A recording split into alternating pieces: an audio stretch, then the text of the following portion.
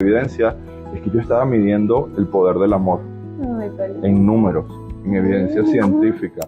Aquí en el Karting Colombia en el 2025 tengo una persona maravillosa y que, vuelvo y repito, por eso vine al Karting Colombia 2025. Doctor Mario Marzuk.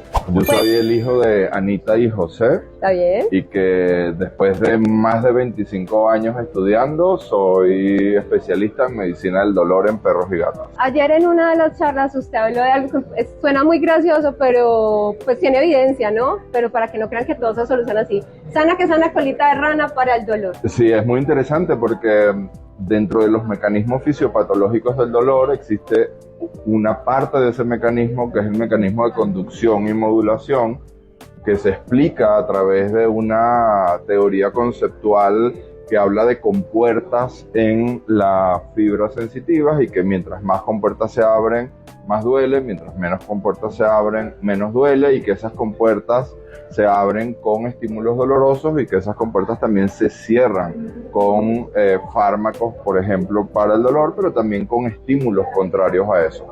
Acá lo interesante es que esto explica esta teoría milenaria de analgesia de las mamás, las abuelas, etcétera, que frente a un trauma, que obviamente no puede ser una caída de un quinto piso, ni que te atropelló un camión o que te mordieron 5 perros, ese cariño, ese sana colita de rana es capaz de cerrar esas compuertas y hacer que llegue menos información al cerebro y tu cerebro interpreta la información como que duele menos. Pero efectivamente no es una herramienta que nosotros utilicemos en la práctica clínica para aliviar el dolor en nuestros pacientes. En los pacientes con dolor que aceptan el contacto físico, porque hay situaciones dolorosas donde no quieres ni que te toquen, pero en esas condiciones donde el contacto físico es aceptado, va a ayudar sin duda a esos pacientes. Entonces, unas recomendaciones para todos esos cuidadores para que empiecen a identificar mejor el dolor. Lo más importante es poder evaluar cambios de comportamiento.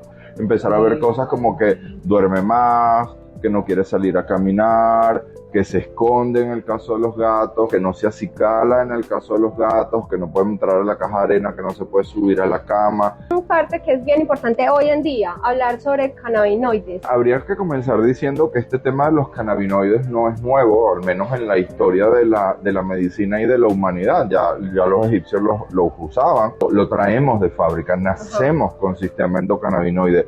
Prácticamente todos los animales, a excepción de los insectos donde no se ha identificado, tenemos esto que se llama sistema endocannabinoide. Esa es la función del sistema endocannabinoide de manera natural, mantener el equilibrio vital, la homeostasis, que funcione todo.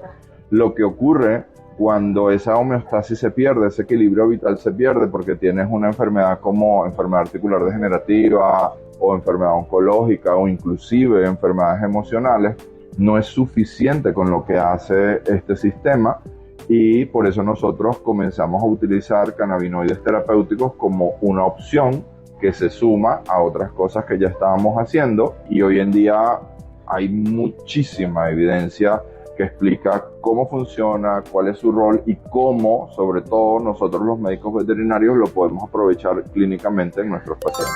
Bueno, y para terminar, una historia. Esta es una historia que me ocurrió a mí en una de las consultas de medicina del dolor hace ya algunos años. Yo estaba atendiendo a un paciente, lo recuerdo muy bien, era una Rottweiler de 12 años con un osteosarcoma, un tumor de hueso muy grande y muy doloroso. Y una de las herramientas que yo utilizo en la consulta de dolor es un monitor de actividad parasimpática que me permite medir el equilibrio o desequilibrio del sistema nervioso autónomo de estos pacientes. Digamos que en resumidas cuentas me dan números que yo puedo interpretar. En esta historia, como era una perrota muy grande, estábamos todos en el piso, estaba yo, estaba la perra, y está el propietario, y la perrita tenía su cabeza sobre la pierna del señor.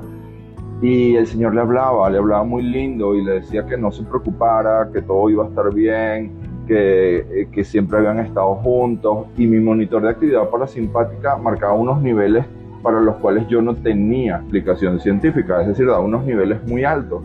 Yo no entendía qué era lo que estaba pasando porque yo esperaba niveles muy bajos. Afortunadamente, y digo afortunadamente porque esto es lo que le da sentido a esta historia, el señor recibe una llamada y tiene que salir de la consulta Y cuando el señor sale de la consulta, esa actividad parasimpática cae de 80, 90, donde estaba, a casi 30 de actividad parasimpática. Y lo que yo entendí en ese momento, y que después encontramos toda la evidencia es que yo estaba midiendo el poder del amor.